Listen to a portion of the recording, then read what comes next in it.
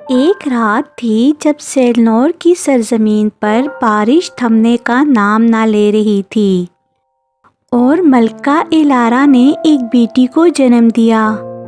بچی کی آنکھیں نیلے پانی جیسی اور جلد چاندنی جیسی اور بال برف جیسے تھے۔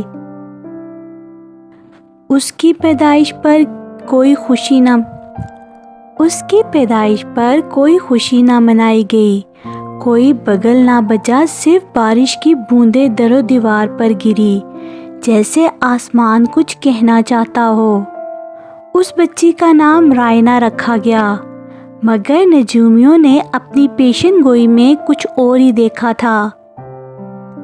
انہوں نے لکھا تھا یہ بچی 17 برس کی عمر میں ایک ایسی قوت کو جگائے گی جو یا تو سلطنت کو بچا لے گی یا مکمل طور پر تباہ کر دے گی۔ رائنا بچپن سے ہی مختلف تھی، وہ جہاں جاتی بارش اس کا پیچھا کرتی۔ اس کے گزرنے کے بعد ہوا میں نمی باقی رہتی، جیسے اس کی موجودگی سے فضا بھی بدل جاتی ہو۔ کچھ لوگ کہتے تھے وہ پری ہے اور کچھ لوگ کہتے تھے وہ منحوس ہے، مگر رائنا خود کو کچھ سمجھ نہ پائی۔ محل کی در و دیوار میں قید وہ صرف خوابوں میں آزاد تھی، اور انہی خوابوں میں ایک اجنبی لڑکا بار بار آتا تھا۔ اس کی آنکھیں اندھیری تھی مگر آواز نرم۔ وہ کہتا، رائنا، اگر تم نے بارش روکی تو تم مر جاؤ گی، اور اگر نہ روکی تو سب کچھ ختم ہو جائے گا۔ جیسے جیسے رائنا جوان ہوئی، اس کی راتیں ان خوابوں سے اور دن شک و خوف سے بھرنے لگے۔ ایک دن اسے محل کی پرانی لائبریری میں ایک خفیہ کتاب ملی جس میں اس کے بارے میں کچھ لکھا تھا۔ اس کی ماں ملکہ الارا جادو سے واقف تھی اور اس نے اپنی بیٹی میں کچھ ایسا منتقل کیا تھا جو انسانوں کو نصیب نہیں ہوتا، پانی سے جڑی ایک طاقت۔ مگر یہ طاقت صرف تب جاگے گی جب رائنا اپنی زندگی کی سب سے بڑی قربانی دے گی۔ 17ویں سالگرہ قریب آئی تو بادشاہ نے اعلان کیا کہ رائنا کی منگنی ایک شہزادے سے طے کر دی گئی ہے۔ وہ شہزادہ بہت دور کی سلطنت سے آیا تھا، اس کا نام زاران تھا۔ اس کی آمد نے رائنا کے دل میں اضطراب پیدا کر دیا، کیونکہ اس کا چہرہ اس کے خوابوں میں دکھائی دینے والے چہرے سے ملتا تھا۔ زاران رائنا سے کچھ چھپا رہا تھا، کیونکہ وہ یہاں صرف شادی کے لیے نہیں آیا تھا، ایک خفیہ مشن تھا، ایک راز تھا جسے جاننے کی اجازت نہ تھی۔ مگر جب اس نے رائنا کی آنکھوں میں وہ معصومیت دیکھی، وہ بدلنے لگا۔ دونوں کے درمیان ایک انکہی کشش پیدا ہوئی، اور پہلی بار رائنا نے بارش کے بغیر کھل کر ہنسنا سیکھا۔ مگر محبت آسان نہیں ہوتی۔ شادی سے ایک رات پہلے رائنا کو معلوم ہوا کہ زاران کا مقصد کچھ اور ہے۔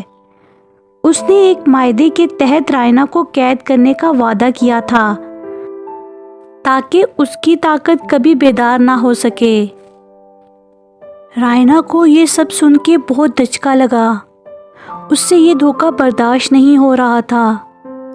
یہ وہی دھوکہ تھا، وہی دل کا ٹوٹنا تھا، اور وہی کنجی تھی جس سے رائنا کی طاقت جاگ گئی۔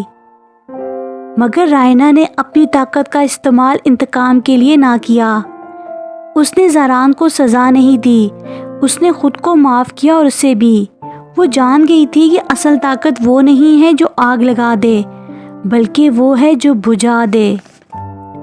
اس نے تخت چھوڑ دیا، محل کو خیر باد کہا، اور اس جگہ چلی گئی جہاں بارش سب سے پہلے گرتی ہے، پہاڑوں کے بیچ میں ایک خفیہ وادی میں۔ اس دن کے بعد سیلنور میں بارش کبھی خطرہ نہ رہی، وہ زندگی کی علامت بن گئی۔ رائنا نے پہاڑوں کے درمیان اپنی نئی زندگی شروع کر دی۔ وہ محل چھوڑ چکی تھی، شہزادی نہیں رہی تھی، بس ایک عام سی لڑکی بن گئی تھی۔ وہ لوگوں کا علاج کرتی، پرندوں کو دانہ ڈالتی اور خاموشی سے بارش میں بیٹھا کرتی۔ مگر دل میں زاران کی یاد اب بھی باقی تھی۔ ایک سوال اسے روز تنگ کرتا، کیا زاران نے واقعی اس سے محبت کی تھی یا یہ سب واقعی جھوٹ تھا؟ پھر ایک دن جب آسمان پر نیلا چاند نکلا، اچانک وہ پہاڑی راستے پر ایک آواز سننے لگی، رائنا! وہ پلٹی، سامنے زاران تھا، تھکا ہوا، زخمی سا، مگر آنکھوں میں وہی سچائی تھی۔ اس نے کہا، میں سب کچھ چھوڑ کر آیا ہوں صرف تمہارے پاس۔ اگر تم مجھے معاف نہ کرو تب بھی ساری زندگی تمہارے قریب ہی رہوں گا۔ رائنا کچھ لمحے خاموش رہی، پھر آہستہ سے مسکرائی، اور پہلی بار بارش ہوئی جو رونے جیسی نہیں بلکہ خوشی کی بارش تھی۔ رائنا دوڑی اور زاران کے گلے لگ گئی۔ ان دونوں کے آنسو بارش کے قطروں میں مل گئے۔ اب نہ وہ شہزادی تھی نہ وہ کوئی شہزادہ، وہ صرف دو لوگ تھے جنہوں نے سچی محبت کی تھی۔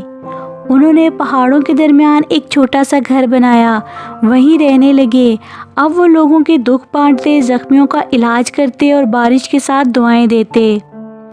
آج بھی لوگ کہتے ہیں اگر کبھی بارش کے ساتھ ہلکی خوشبو آئے اور دل کو سکون ملے تو سمجھ لینا رائنا آس پاس ہے۔ وہ جو بارش کی شہزادی تھی، مگر اصل میں وہ صرف ایک سچی محبت کرنے والی لڑکی تھی۔ اگر آپ کو ہماری کہانیاں پسند آتی ہیں تو ہمارے چینل کو سبسکرائب کرنا اور ہماری ویڈیو کو لائک کرنا مت بھولیے گا۔